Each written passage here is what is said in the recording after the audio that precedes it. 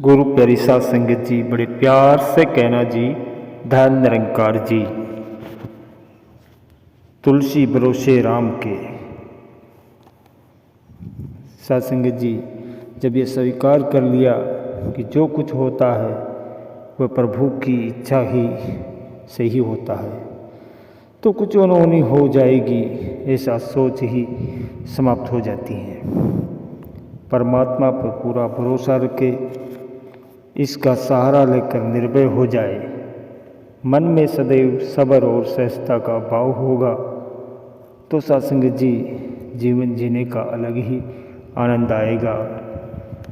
कुछ समय पुरानी बात है कि एक महात्मा नीट की तैयारी कर रहे थे। हर संडे टेस्ट हुआ करते थे, काफ़ी सारे बैच थे, काफ़ी कॉम्पिटिटिव माहौल था।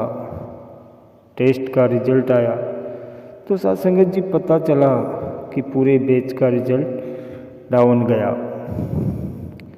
सभी के चेहरों पर मायूसी छाई हुई थी, माहौल एकदम शांत था। लंच ब्रेक कब ख़त्म हो गया पता ही नहीं चला। इतने में सर कक्षा में एंटर हुए। कक्षा में न रोज सा उत्साह था, न रोज सा खुशनुमा माहौल। सर भी अचंभित थे कि आखिर हुआ क्या। पूछने पर एक बच्चे ने जवाब दिया कि सर, इस बार हमारी क्लास में किसी का भी रिजल्ट अच्छा नहीं गया, इसलिए सब उदास है। इस बार हमारी क्लास से एक भी टॉप रैंक नहीं है। सर ने पूरी बात सुनी, फिर हल्का सा मुस्कुराए और कहने लगे कि देखो, उतार चढ़ाव तो ज़िंदगी का हिस्सा है, ये तो आते रहते हैं। जब हम कुछ सीखते हैं तो एक दो बार गिरते ही हैं, गिर के संभलते हैं और फिर आगे बढ़ते हैं और मंजिल को प्राप्त करते हैं। सर ने कहा, चलो एक बात बताओ कि जब बचपन में पहली बार साइकिल उठाई थी तो क्या पहली बार में ही चलाना सीख गए थे? तो 4 बार गिरे तो होंगे ही ना, सभी गिर के ही सीखते हैं। सत्संगत जी, तभी पीछे से आवाज़ आई कि सर, लेकिन मैं तो बिना गिरे ही साइकिल चलाना सीख गया हूँ।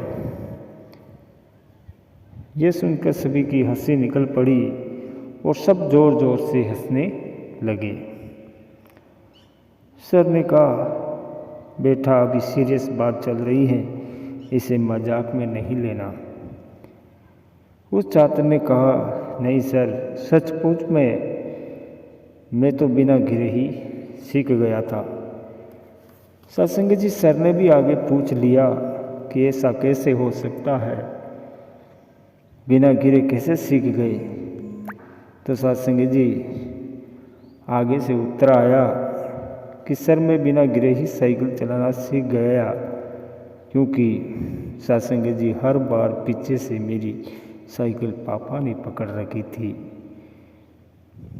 जब भी मेरा बैलेंस बिगड़ता तो वो संभाल लेते थे, इसलिए मैं कभी गिरा ही नहीं। और सत्संग जी, इस तरह मैं बिना गिरे ही साइकिल चलाना सीख गया।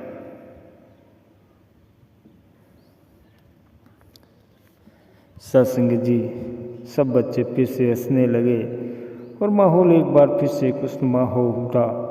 सर भी हंस दिए, पर उस महात्मा का ध्यान तो उसी वाक्य पर अटक गया था कि मेरी साइकिल तो पीछे से पापा ने पकड़ रखी थी। एकाएक मुँह से निकला कि धन्यवाद सतगुरु, आपने भी मेरी ज़िंदगी की साइकिल ऐसे ही पीछे से पकड़ रखी है, मुझे थामा रखा है। शायद इसीलिए इतने उतार चढ़ाव आए हैं। बैलेंस भी ऊपर नीचे हुआ, पर मैं कभी गिरा नहीं, या ये कहूँ कि आपने गिरने ही नहीं दिया। सत्संग जी, उस दिन महात्मा को एहसास हुआ कि ये है ना, ये कभी मुझे गिरने नहीं देंगे। जब साइकिल चलाना सीखते हैं तो सिखाने वाले पर भरोसा रखते हैं ना, प्लेन में बैठते हैं तो पायलट पर भरोसा करते ना, तो फिर मैं कैसे भूल जाता हूँ जीवन दा रत एहने चलाने असां ते केवल बेणाए हुक्म जो आए मिल के संता हर वेले लाना लेना है कि गुस्से हमेशा सतगुरु निरंकार के ही आश्रय रहता है। और उसकी अवस्था तो सत्संग जी सदैव ऐसी बनी रहती हैं जैसे गीत की पंक्तियाँ बयान करती हैं कि लोकां दे सहारे बड़े होंगे मेरा तो सहारा एक तू, लोकां दे गुजारे बड़े होंगे मेरा तो गुजारा एक तू। जीवन में सतगुरु का आसरा लेकर चलना है और सत्संग जी परमात्मा पर पूरा भरोसा रखना है। कहा भी है कि तुलसी भरोसे राम के निर्भय हो के सोए, कि अनहोनी होनी नहीं होनी हो सो होए, कि इंसान को सब्र रखना आ जाए तो सत्संग जी जीवन में सहजता भी आ जाती है।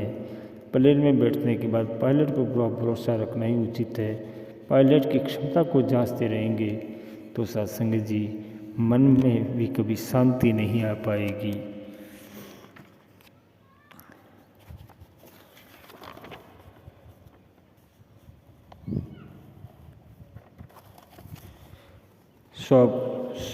स्वाभाविकता और सरलता का भाव सहज होने से है। हम आसपास के परिवेश का प्रभाव ग्रहण करके बहुत जल्दी असहज हो उठते हैं। किसी बात को पूरी तरह जाने समझे बगैर ऐसी अवधारणा बना लेते हैं जो हमें असहज कर देती हैं। ज्ञान का प्रकाश अज्ञानता और असहजता को समाप्त कर देता है। सहज अवस्था का भाव अपनी असल पहचान, अपने मूल स्वरूप साक्षी भाव का एहसास, उसमें स्थिर होने से ब्रह्म ज्ञान लेने के बाद एक भक्त ने बाबा हरदेव सिंह जी महाराज से कहा कि बाबा जी ये ज्ञान तो बहुत सरल है। सत्संग जी बाबा जी ने उत्तर दिया, हाँ जी सच्चाई हमेशा सरल ही होती है। लाग लपेट और आडंबर की जरूरत तो झूठ को होती है। ये ज्ञान सरल है लेकिन सत्संग जी मानव ही इसे कठिन बना देता है और ऐसा करके वो अपने जीवन को जटिल बनाता है। किसी शायर ने क्या खूब लिखा है कि तुम जमाने की राह से आए वरना सीधा था रास्ता दिल का। किसी ने प्रश्न किया कि एक संत की क्या पहचान है, वह दिन भर क्या क्या करता है और कैसे जीवन व्यतीत करता है।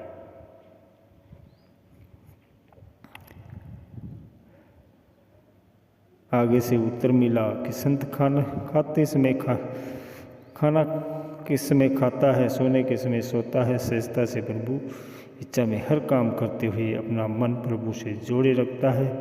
और सच में कितनी सरल और सुंदर परिभाषाएं हैं ये सहज अवस्था की है। काश ये सहजता इतनी अधिक सहजता से प्राप्त हो जाती जबकि सतगुरु के सामने खड़े होकर भक्त इनके निर्गुण निरंकार के रूप में साथ सगुण रूप में अनंत महिमा का बखान करते हैं। उसमें भी सतगुरु के मुखमंडल से सहजता और दिव्यता ही प्रकट होती है। सत्संग जी प्यार से कहना जी धन निरंकार जी।